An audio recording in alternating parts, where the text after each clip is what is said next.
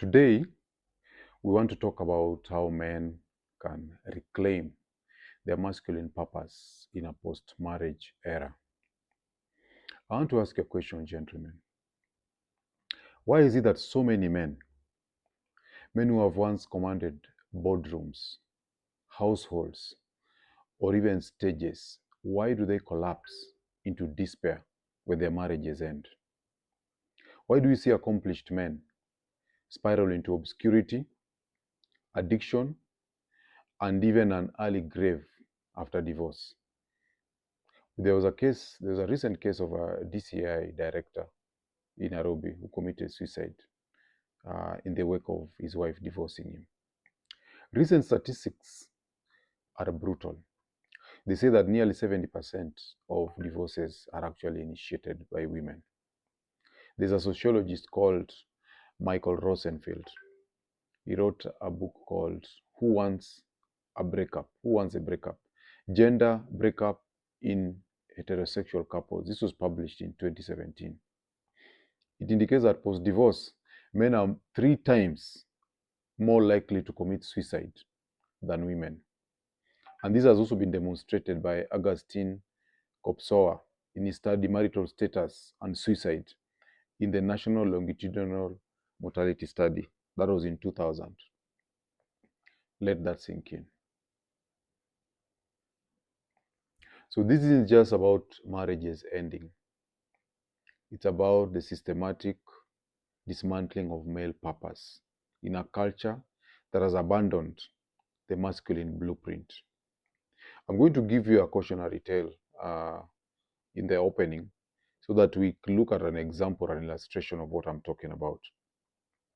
We had a comedian called Robin Williams. Those of you who are Gen X can remember Robin Williams. He was a genius of comedy. He was loved all across the world. Yet behind that laughter was a man who was crushed by personal demons.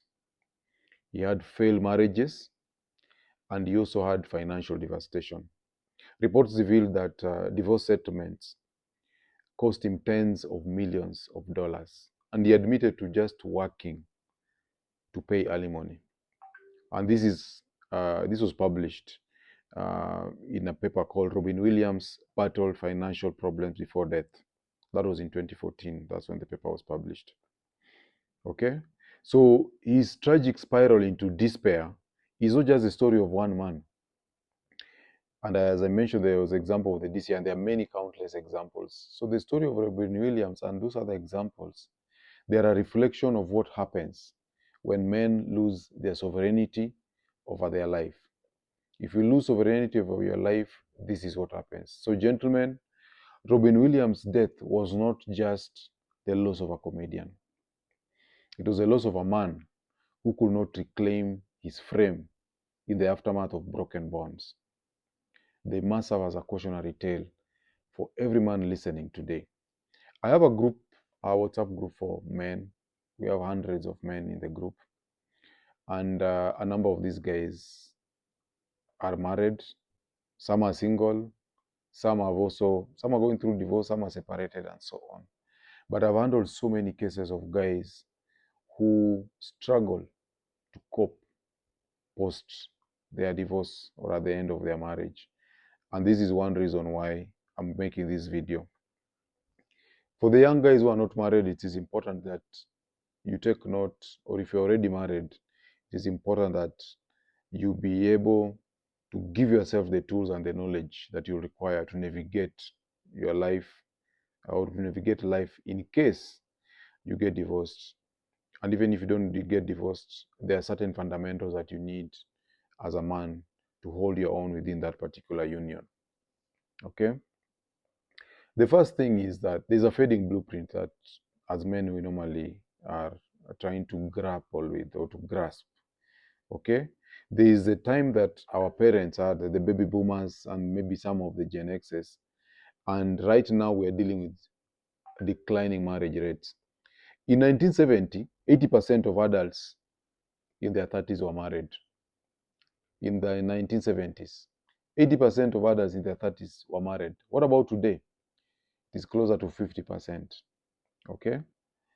According to the decline of marriage and rise of new family forms, this is a Pew Research Center in 2021. That is how the statistics are. So what does this mean?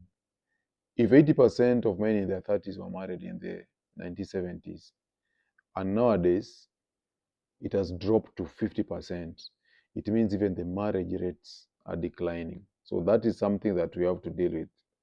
There's also evolving gender roles. Feminism has become much, much stronger. We live in a gynocentric world. We have affirmative action. In the workplaces, we have gender parity rules, we have quota hiring, and the gender pay gap has also been closed, if not overturned. Okay? So feminism dismantled the idea of men as default providers while still holding them accountable to those old roles. So we talk about his man is ours, but my man is mine. So this is where we have career women who are married, but they use their money on frivolous expenditure, like spas, going for shopping. We normally say that men buy, but women shop. So women are using, there are many women, let me not say all women, but many women are using their money very frivolously because feminism did not tell women what the money that they are going to work for, it is for. So most of them feel that that money is theirs, and rather than support their husbands, they use that money for frivolous expenditure, going for girls' trips, buying shoes that they don't need, and so on and so forth. Okay? So that double bind creates confusion for men, this evolving gender role. And the result is that men are told to conform to outdated scripts. You're supposed to become the provider, the protector, and the patriarch, while those roles are actually mocked, undermined, and outright rejected. In fact, you'll be told you are old school, you are a caveman. If you're trying to lead a woman, to protect a woman, you're going to be told that you are old school, you are even toxic. Okay? So, what's the result of all this? The result is a generation of men who are adrift, men who are shackled by expectations that no longer align with their reality. So, what are we going to do? What should we do as men? The first thing we need to do is to rediscover the self. We have to rediscover ourselves. Divorce, breakups, or disillusionments need not to be your tombstone. Okay? They can actually be your awakening. We normally say that you can use your pain as your fuel to recreate or to reinvent yourself, the new you. Ask yourself, what is it that drives you when no one else is watching? Many of us are driven by the women in our lives, by the families that we have. Without your children and kids, there are many men who would have no purpose. So it's very important you ask yourself, what is it that drives you? Secondly, you need to look at your neglected passions. Many men bury their creativity, your fitness, your intellectual pursuits under the weight of family obligations. We have so many guys who stopped reading. They just read newspapers and watch the news.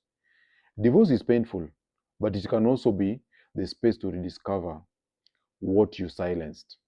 Many guys, when they get married, they silence their talents, they stop talking to their friends, they kill their hobbies, they stop reading, they stop developing, they stop stagnating. They get stagnated. In fact, this is one of the reasons why many women divorce men, because of hypergamy. Women want to feel that they are with men who can make them feel safe and who can provide them with their survival imperatives. Many times, when a woman feels that she's working harder than you, she's more successful than you, it causes instability in the marriage. The third thing is self-worth. Okay? Masculine value cannot be outsourced to a wife, to your children, or to the society. It must be forged internally. You cannot allow yourself to be defined based on your relationship with other people.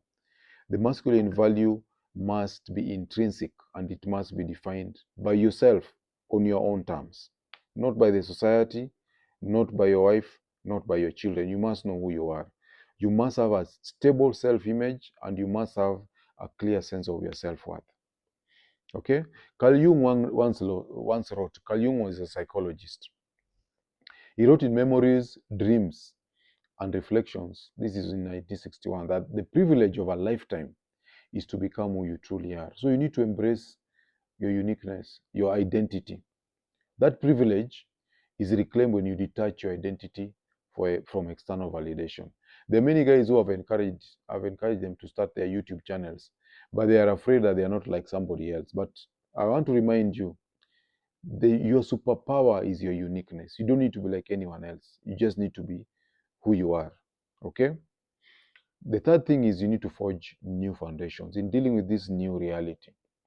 Masculinity is not given, it is built brick by brick, and the new foundations are clear.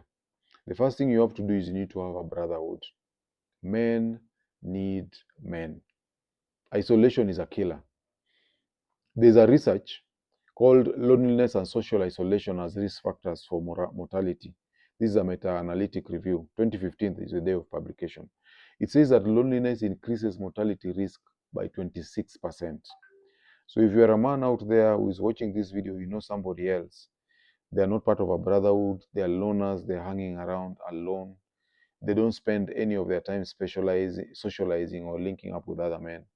Those guys are at a risk, and you need to find a way of bonding with other men. That's why I formed a group for guys to come together. But the thing is, I want guys who are focused on self-improvement. You need to be able to read Unplugged at least, and unplug from the blue pill conditioning that most of us were raised in. The second thing is mission and money. Okay? A man without purpose becomes a slave. I've mentioned many times that a man without meaning, a man without a mission is a man without meaning. Okay? Define your career trajectory, define your financial goals, and also your intellectual pursuits. You must read as a regular, you must make reading a regular habit. You must read on a regular basis. There are some guys who never read. They just watch news, they go to bed. Women are in reading clubs. If you go to bookshops like Nuria Textbook Center and so on, they'll tell you a lot of their clients are women. So women are getting themselves intellectually fortified. Men are just busy watching football, taking beer, and talking about politics. You find that in an intellectual debate, many men are not able to hold their ground. And that's why they become very emotional. They become easily depressed. They fall under pressure and they cannot handle adversity. It's because they don't have the intellectual stamina. So make sure you read regularly. The third one is strength and sovereignty. Physical training is not optional. You must be strong. Okay, you must go to the gym regularly. You must be able to have very good cardiovascular fitness. Lift heavy shit. Okay, this is the bedrock of resilience. You must do hard things. You must make sure that you exert yourself physically on a regular basis. Even mental toughness and emotional discipline separate leaders from their victims. So you must be strong physically, emotionally, psychologically, and so on. Okay? So those are some of the important things that you need to bear in mind as a man dealing with the situation that we are facing right now. I am going to give you a roadmap that you can use to make sure that you remain grounded, that you're able to navigate life uh, in a proper manner as a man without falling apart, without going into depression, and so on. So the first thing, you need to set tactical goals. You need to have financial goals. You need to have fitness goals. You need to have a skill mastery. Okay? There must be a skill that you have mastered to world-class level. Don't be mediocre. Mediocrity is one of the things that kills men.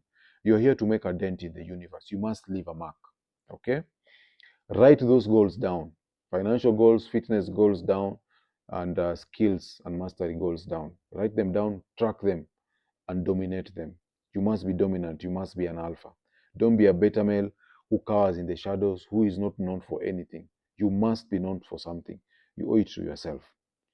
The second thing is you have to have discipline over desire. Get rid of dopamine distractions. Okay? Pornography, endless scrolling, we call it doom scrolling, alcohol, and the shackles are the shackles of weak men. Watching spectator sports for long periods of time is not good for you. Hanging around just gossiping instead of building yourself. Cut those things off. Discipline, be disciplined, and overcome your desire for cheap dopamine. Third thing is you need to transmute pain into power. If you are divorced, use that as fuel. What are your failures? Did you miss a promotion? Were you fired? Did you lose a job? Did you lose an opportunity? Those are your training grounds. Use them as fuel. And the fourth one is you need to guard your frame. Never surrender your sovereignty to anyone, particularly to your wife, to your boss, or to the government. You must guard your sovereignty. Define how you're going to live life on your own terms. Define how you're going to define yourself. What kind of validation do you need? Don't be begging people for validation. Don't let anybody define you. You must have a very good sense of self-worth and self-image. And lastly, you must unleash your potential. When a man rebuilds his life from the bedrock of purpose, the world feels his presence. So you need to have authenticity. You don't need to seek for permission, okay, to do things. I didn't ask for permission to start shooting this video. Decide what you're going to do and do it. Live a life that is aligned to your values, not to anyone else's values. You also must have leadership. Become a force in your community, okay? Not a casualty of it. Don't be a victim of either your community, your wife, your government, your family, and so on. Rise up, become a leader, lead yourself to a future that you can be proud of. And also legacy. Legacy is important. Your worth is not measured by whether you stayed married or whether you got divorced. It is measured by the mark that you leave as a man of excellence. When you're talking about someone like Albert Einstein, do you know who he married? Do you know how many children he had? Nobody even knows them. Nelson Mandela, how many children of Nelson Mandela do you know of? That is your legacy. Your legacy is a mark you leave behind in the world. Be committed to chasing excellence. Be a man of excellence. So the post-marriage era doesn't have to be a wasteland. I know so many guys who are divorced. That is not the end. Okay? It can actually be the crucible in which you forge your highest self. Okay? So I'm going to give you a call to arms. Remember Robin Williams. Remember every man that you've ever known who faded after he lost his purpose. That is the cost of drifting. So you right now, you have the chance to refuse that fate. You have the chance to unplug. You have the chance to reclaim your agency, to be relentless in chasing excellence. You must chase excellence into perpetuity. There is no break. There's a reason why women have menopause and men don't have menopause. It is because a man is supposed to chase excellence and to chase his imperatives into perpetuity until you die. That's why your body continues producing sperms even though you are old. It is because that is how a man is supposed to be. You chase your burden of performance, you become a man of excellence regardless of your age. Okay? So the path forward is not comfort. It is not compromise. It is a hard road of discipline, mission, and brotherhood. And it is the only road that is worth walking. So get unplugged, and I'll see you in the next one.